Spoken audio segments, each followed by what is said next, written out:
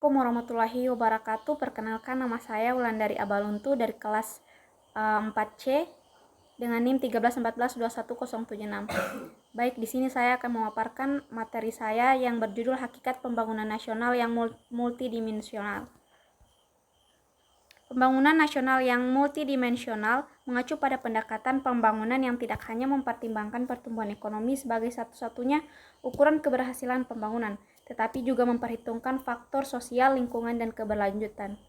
Pembangunan nasional yang multidimensional juga mengakui pentingnya keberlanjutan lingkungan dalam pembangunan jangka panjang. Hal ini memerlukan penilaian yang cermat tentang dampak pembangunan terhadap lingkungan dan upaya untuk memperkuat kebijakan dan praktik yang mendukung pengelolaan lingkungan yang berkelanjutan.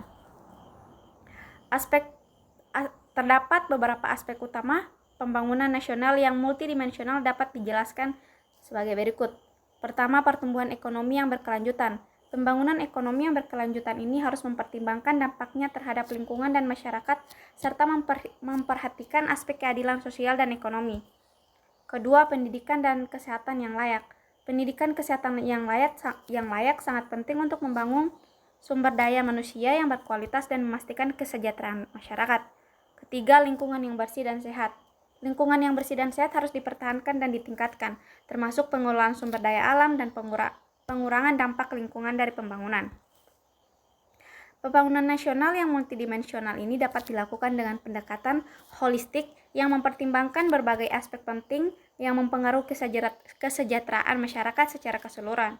Berikut ada beberapa cara untuk menerapkan pembangunan nasional yang multidimensional.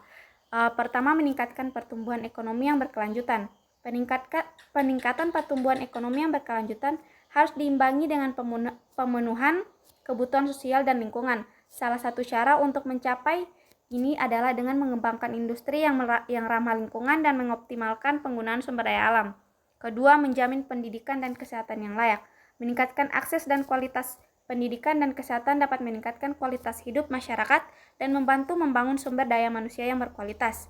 Terakhir, meningkatkan kualitas lingkungan. Meningkatkan kualitas lingkungan melalui pengelolaan sumber daya alam yang berkelanjutan, pengurangan emisi gas rumah kaca, dan pengurangan polusi dapat meningkatkan kualitas hidup masyarakat dan menjaga keberlanjutan lingkungan. Baik, sekian dari saya. Jika ada salah kata, mohon maaf. Wabillahi taufiq wal hidayah. Wassalamualaikum warahmatullahi wabarakatuh.